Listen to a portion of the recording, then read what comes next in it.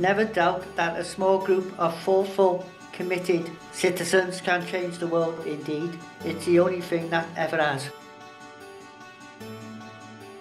Supported living and social care will not be what it is today without the pioneering work of a few student volunteers who care and thought things could be done better, and 5 adults with learning disabilities who fought for their right to live in the community.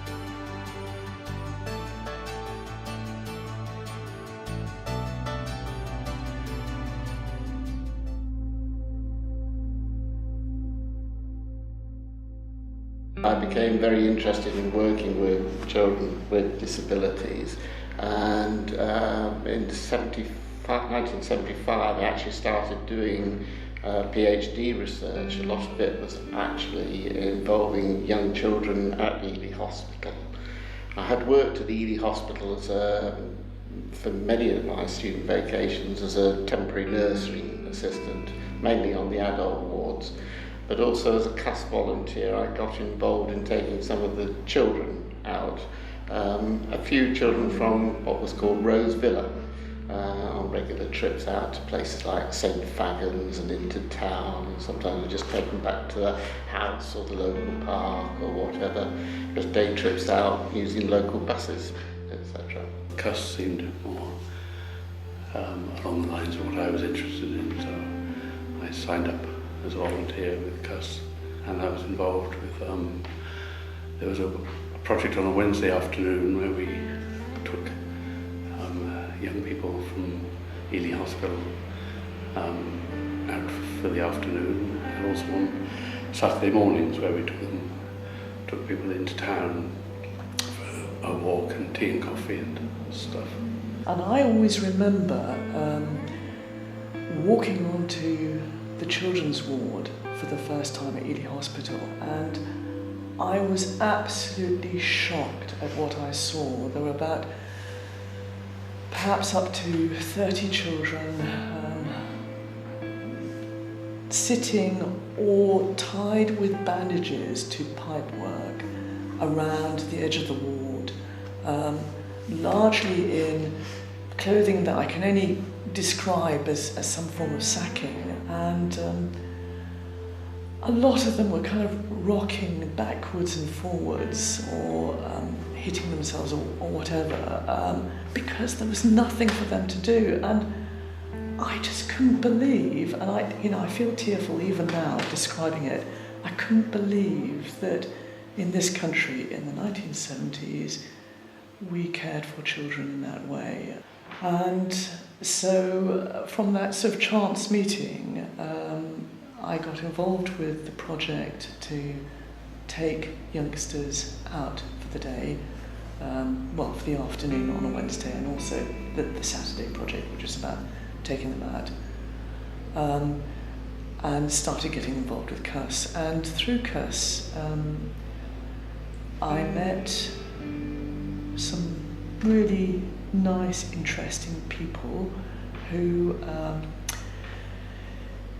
including Jim Mansell, who persuaded me, if you like, to, not that I needed much persuading, to get involved in other projects. I started with the student charity CUSS in 1975. I had trained as a secretary and was at a crossroads with no particular job in mind, and my cousin, who was very closely affiliated with CUSS, Timothy Dowling, enticed me to get a job at CUSS. They were looking for a secretary at the time, and I decided I have nothing to lose. I will take the job and see what happens. I became secretary in the summer of 1975, working alongside Mary Pitthouse, the social worker.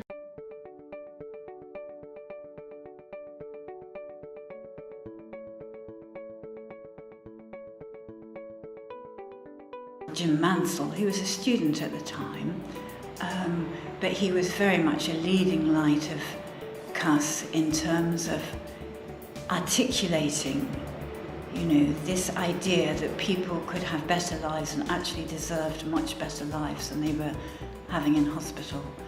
And he really drove the project along with great energy and, with great, if you like, a sort of disregard of what the authorities might say about the idea. He really pushed it. It was around that time that the ideas of the group home were being planned by Jim Mansell, and I somehow got involved with that. My main introduction was we had a 2-week period over Easter of '74 where we had a trial period living in student accommodation with 5 residents. The plan was to open in September '74, and I went back to Bristol actually for the summer vacation with the idea of working back at the mental health hospital again. But Jim phoned me and said that we needed to open early because working in conjunction with the Ely Hospital was so difficult that he thought it was best that we opened 2 months early. I became involved in the group, in the CUSS group, through Tim Dowling, who was at that time a lodger in the same place where I was lodging in Roath. And some persuasion. I had a cousin who had Down syndrome and quite profound learning disabilities, but I never really particularly thought about becoming involved in that kind of work. I see myself as becoming a sort of like a French teacher in a secondary school or something like that. So things can change quite considerably because I've actually gone on to make my career more in special schools and children with learning disabilities. My role when I came along was to support the project and to report on the project, to evaluate it, to show its strengths and to show what it was achieving. And the key in all that was really to show and explore the sort of skill development that the 5 people who had moved out of Ely Hospital were achieving through life in the community. And they were making immense progress, amazing progress, given the right environment and all the opportunities of living in an ordinary house, developing relationships in the community, going out and living an ordinary life. That gives you so much learning opportunity compared with life on a ward. I was introduced into the group home immediately before actually starting to work at the CUSS office, which was literally across the road from the group home. Timothy invited me for the day and he said, would you like to prepare a meal for the residents? They like to have visitors come. And the only thing at that time that I could cook was spaghetti bolognese. It was quite an experience cooking for the residents, and they were very curious and very helpful. Jim Mansell had a very clear and correct vision of the way forward as regards community living. And I think without his guiding force and his hustling, because he was a very good hustler politically, in terms of getting resources and permissions and things, certainly it wouldn't have taken off. I was available when it first opened, and it was a question really of moving the people, Jackie and Heather and John and Paul and Alan, moving as soon as possible out of Ely Hospital.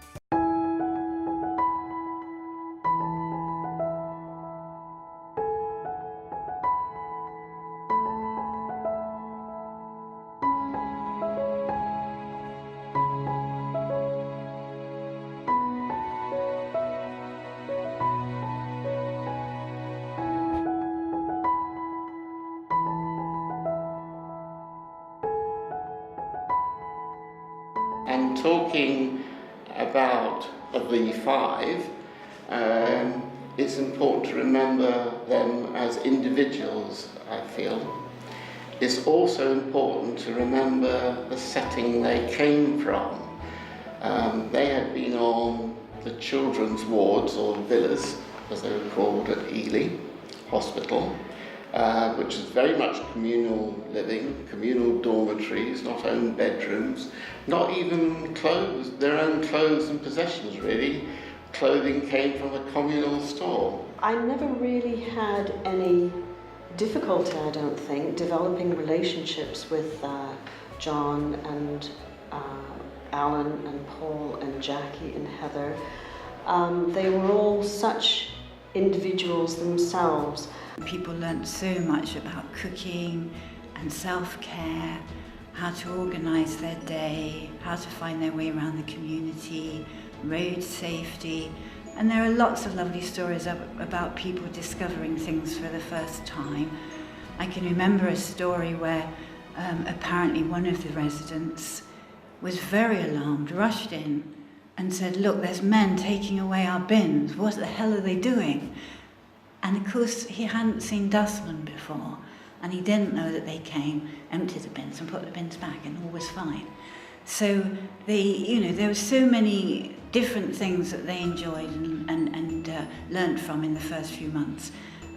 When I came along, we were keen to show all the progress, and that was essentially it. We wanted to publicise and show how the project was working. I well remember one evening going to see Jungle Book with Alan at the local cinema, which was a hugely enjoyable experience after those first 6 months. But I do remember the huge sense of relief when we came to the end of that first year, and I was able to pass the baton on, because we had to work hard to find new volunteers for the succeeding years. You know, I'd like to emphasise the kind of co-residency aspects, because I learned a lot from living in the group home, at a very, very basic level. Jackie and Heather had got to grips with how to use the local laundrette. I didn't. They taught me how to use the local laundrette. So a bit more kind of sharing and equality. I used to borrow their makeup. They loved getting dressed up and, getting themselves made up to go out. I was a student that pretended that I never used makeup, but I used to sneakily borrow theirs. And I just remember them, when it came to my birthday, I got a bunch of makeup from them as a birthday present, which is, it's kind of, nice, really. Heather had wonderful organisational skills, and she was also very observant, especially about how people looked. And it was very rewarding if one got a new pair of shoes or a new item of clothing, and Heather was very complimentary about. So it was worth buying these new things just for the reaction that you'd get from Heather. Jackie was very sociable. She did enjoy meeting new people and all of the group activities that we did together. Alan was quite a responsible person. He very much had a close relationship with John. He felt very responsible for John. He was very good about looking after John's welfare in the group home. He had a wonderful sense of humour, did John. He was always finding the funny side of things that would happen within the group home. Paul was a real character. He was fun. He always saw the funny side of things as well. Paul and Heather had the greater difficulties in communicating with people, and so they might get frustrated at times. But within the various groups of students who lived within the group home and within the group of residents, full-time residents themselves, there was a lot of support for one another, and it was very rewarding. It was very rewarding living with these different personalities and watching them develop. We'd like to go out on trips into town, we like to go to the pub, we go along to the Students' Union building, we obviously had domestic chores we had to do as well, those sort of things filled the evenings and the mornings as well. But we rubbed along well together, I felt. Some people in such a situation, it can just become too much for them. But in fact, it was a likeable crew of people. I remember one day Jim brought round the medical superintendent of the town of Ely Hospital just to see how things were progressing. And he managed to walk in at just the very moment when the air was turning blue, literally, because I'd been trying to teach Paul how to grill sausages without much success. And it probably would have been, I would have burned them in any case myself because my cookery skills are virtually non-existent. I had at this point developed a relationship with another volunteer who also decided to move into the group home. We moved in the August-September, I have to say this, in separate rooms, but we got married in the December, so it was quite a unique experience starting one's married life for the first, for the first year of married life, being in a group home sharing with other students and residents with learning disabilities. And then I came back to work as one of the two trainers in the group home, working on individual programs and trying to help people just adapt learning simple tasks, shopping and all those things. So that was 1976 to 77. So it offered all sorts of opportunities and new experiences for the residents of number 12. And I must say that the support that we got from the local community, although low-key, was excellent really, because for instance, we'd all trope into the local pub and, you know, nobody sort of edged away from us or anything like that. They were quite happy for us to sit in there, have our drinks, somebody would come around selling cockles or whelks and things like that. I can remember trips to the local shop to practice giving money and taking change, and really people, once they had it explained to them what we were about, what we were doing, I felt, you know, they were everything you would wish for. Alongside the students, there was a group called Campaign for Mental Handicap, which was very active in the 70s, campaigning for the end of long-stay hospitals and for the development of essentially community care. And there were local members of the branch in Cardiff that were incredibly supportive towards the project. And as I say, CMH, Campaign for Mental Handicap, at the time in the 70s, very vocal, and they supported Jim and supported the students. So it developed in that context. And of course, you know, the authorities did come to see that there were benefits that you could not argue with in terms of small group living for people with learning disabilities.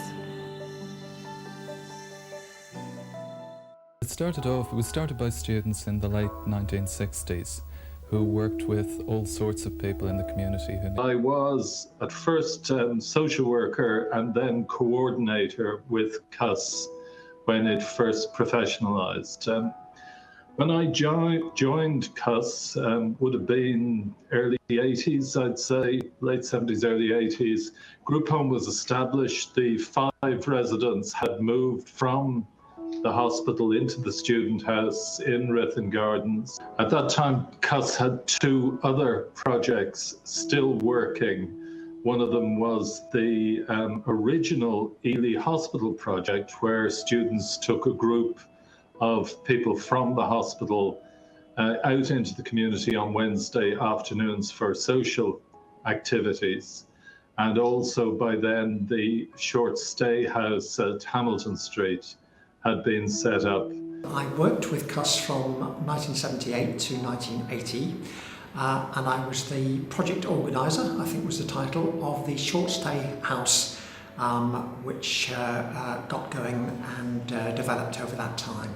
The house, when I started working with it, was in its just entering its second year and was in Boverton Street, just by Roath Park, and was immediately faced with having to move in the next couple of years. So over that time, we moved to Hamilton Street in Canton. During the time I was there, the All Wales Mental Handicap Strategy, as it was called, was developed. And the general view was that people should be able to lead lives as valued members of their communities and that they needed support in order to do that. A very large support got going through all the parents who were using the house to try and campaign for funding and support for the council to get a permanent property we could move to. And eventually we actually got support from the county council, who gave a mortgage for the house in Hamilton Street. CUSS at the time was very much, I think, of its era, and we're talking about the mid-70s when I got involved, and CUSS was very socially conscious and very much a campaigning organisation as well. So all the students were involved, not only wanted to help people, but wanted to see society change as well. We were able to get full-time staff to support the residents in the group home and to run the short stay house at Hamilton Street and to develop a community employment project, or a social education project as it was, which subsequently developed into the mainstream work of the Innovate Trust, so that there was a continuity there. It's a very common sense message. If people are living at the minute or have been living with their families in homes, in ordinary streets, why should they move anywhere else if they need to be somewhere else for a short time than somewhere like that?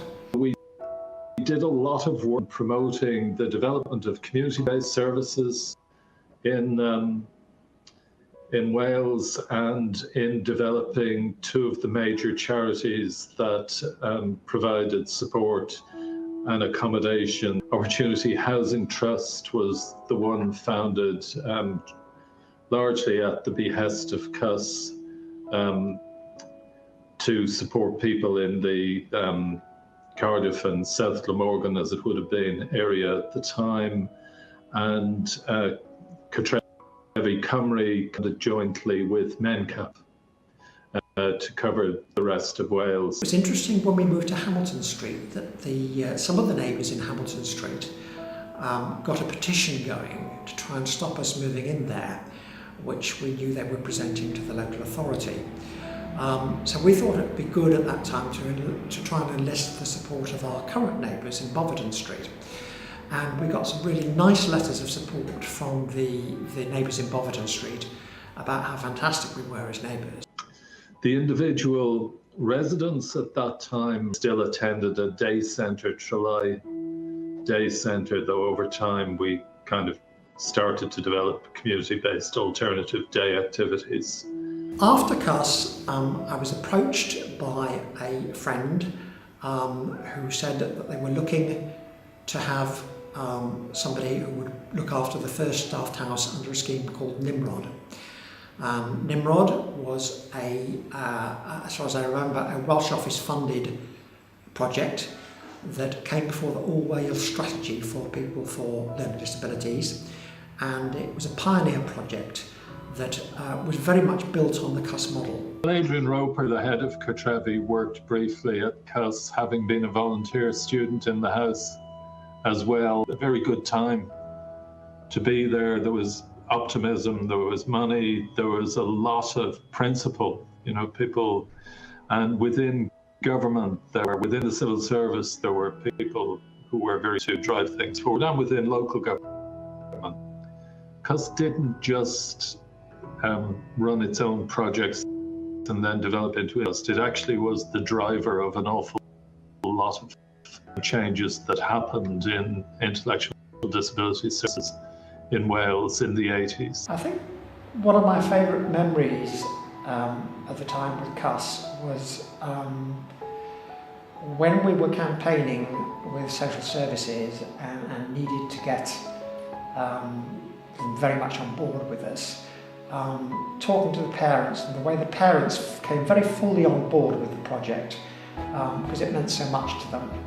And they were very keen to support, and they all signed a petition and they all wrote things, and we got all the sort of statements written on an absolutely huge board, which we decided to present, and we asked the Director of Social Services when he would be in his office and willing to accept it. And a sort of mass of parents descended on social services with this great petition, and it was just watching that, and I actually get a little bit emotional remembering it, just standing on the pavement, seeing this mass of parents approaching social services with this petition about this project that meant so much to them. Gosh, that surprised me. 1983, after the All Wales Strategy for the Development of Services for Mental Handicapped People, supported living spread throughout Wales and the rest of the UK, leading to the closure of many long-stay institutions.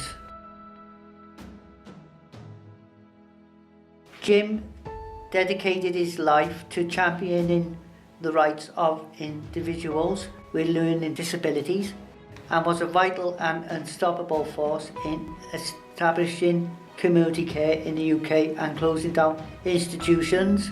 Jim later became the world's foremost expert on learning disabilities, social care, and lectured internationally.